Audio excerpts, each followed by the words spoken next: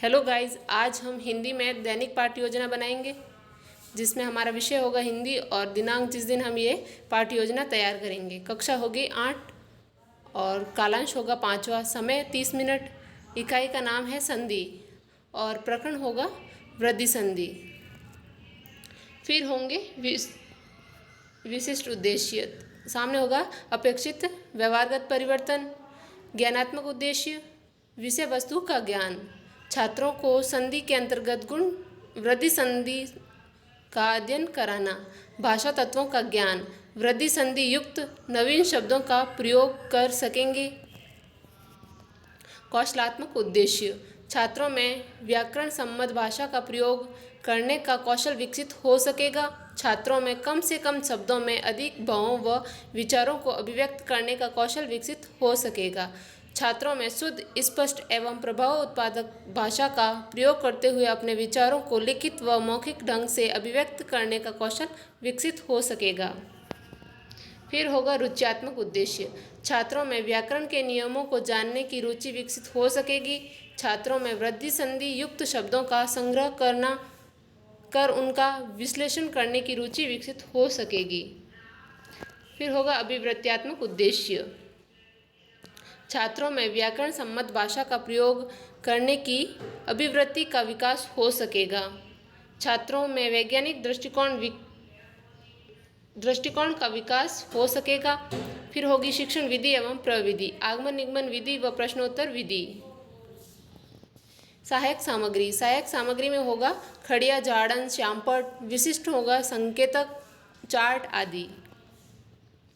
पूर्व ज्ञान, छात्र संधि के बारे में सामान्य जानकारी रखते हैं। इसके लिए हम आज संधि का चार्ट बनाएंगे जिसमें पहले लिखेंगे संधि की परिभाषा तथा उसके बाद होंगे संधि के भेद। इनके इस चार्ट के माध्यम से हम अपने प्रस्तावना प्रश्न तथा विकासात्मक प्रश्न पूछेंगे।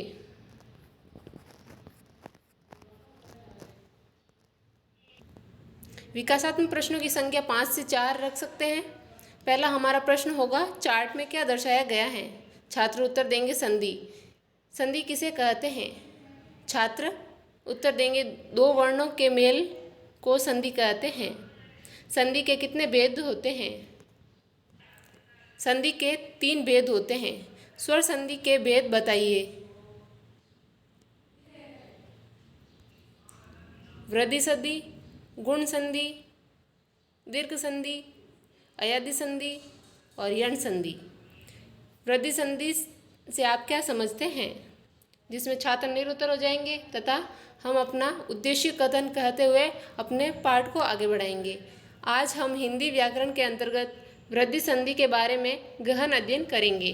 फिर होगा हमारा आज का प्रकरण हमेशा रेखांकित करना है, इस बात का हमें विशेष ध्यान रखना है। प्रकरण होगा वृद्धि संधि।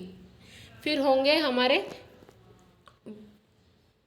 कुल 8 उदाहरण जिन पर हम विकासात्मक प्रश्न बनाएंगे और इन उदाहरणों को हम एक चार्ट पर लिखेंगे। इस चार्ट के माध्यम से ही हम अपने विकासात्मक प्रश्न पूछेंगे। यह हमारा चार्ट होगा।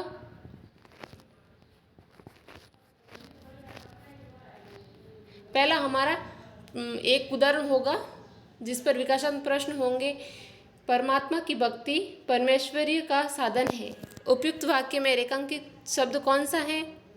परमेश्वरीय का संधि विच्छेद कीजिए। परम में अंतिम स्वर कौन सा है? ऐश्वर्य में प्रथम स्वर कौन सा है? अ और ए मिलकर क्या बनता है? फिर हमारा दूसरा उदाहरण होगा हमें सदैव अपना कार्य स्वयं करना चाहिए। उपयुक्त वाक्य में रेखांकित शब्द कौन सा है? सदैव का संधि विच्छेद कीजिए। सदा में अंतिम स्वर कौन सा है? एव में प्रथम स्वर कौन सा है? आ और ए के मिलने से क्या बनता है? फिर हमारा तीसरा उदाहरण होगा वसुदेव कुटुंबकम संस्कृत का श्लोक है। उपयुक्त वाक्य में रेखांकित शब्द कौन सा है? वसुदेव का संधि विच्छेद कीजिए। वसुधा का अंतिम स्वर कौन सा है?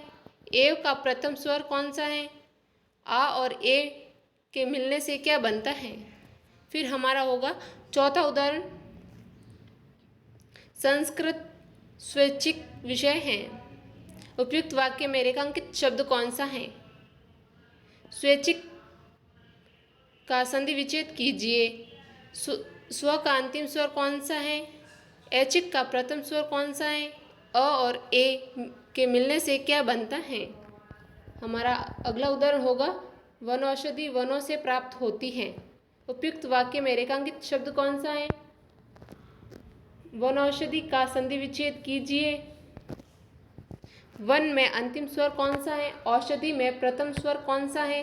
अ और ओ मिलकर क्या बनता है?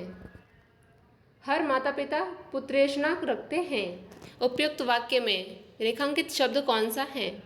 पुत्रेषणा का संधि विच्छेद क्या होगा?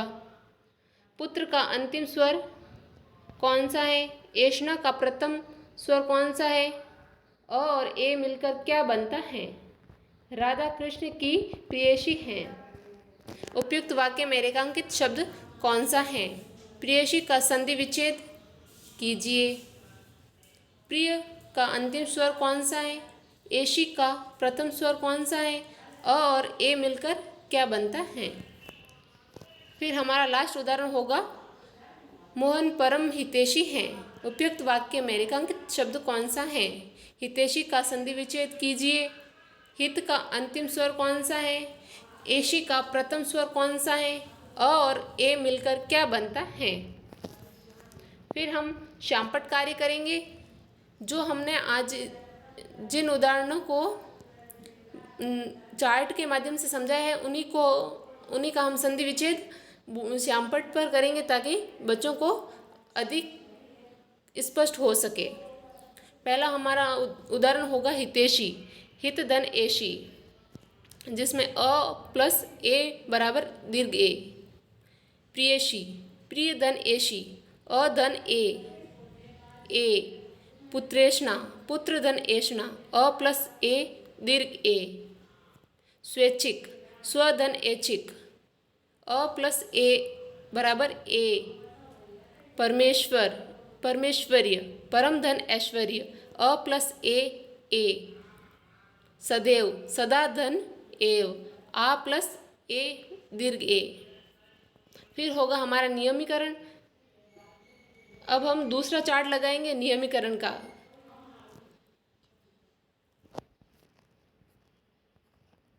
फिर नियमीकरण को हम वाचन करके बच्चों को सुनाएंगे। जब अ या आ के बाद ए या दीर्घ ए हो तो दोनों के मेल से दीर्घ ए तथा यदि ओ तथा औ हो तो दोनों के स्थान पर औ हो जाता है। फिर होगा श्यामपट्ट कार्य पर्यवेक्षण। श्यामपट्ट पर लिखे गए संधि युक्त शब्द, संधि विच्छेद तथा स्वरों का योग आदि कार्यों को छात्रों को अपनी अभ्यास पुस्तिका में लिखने का निर्देश देकर अध्यापिका द्वारा पर्यवेक्षण किया जाएगा। फिर होंगे मूल्यांकन प्रश्न। मूल्यांकन प्रश्न हम जो हमने पहले श्यामपट्ट कार्य किया है उसी से बनाएंगे तथा यह पूछने से पहले हम श्यामपट्ट कार्य को साफ कर देंगे। पहला प्रश्न होगा, परमेश्वर्य का संधि विच्छेद क्या होगा? फिर होगा सदा धन एव का संधि विच्छेद, संधि शब्द क्या होगा? जलोक का संधि विच्छेद क्या होगा? परमौषधि का संधि विच्छेद क्या होगा? फिर हम अपना आज का गृह कार्य देकर अपने पाठ को समाप्त करेंगे। आज का गृह कार्य है, वृद्धि संधि किसे कहते हैं, इसके 10 उदाहरण लिखिए। Please like, share and subscribe my channel and press the bell icon.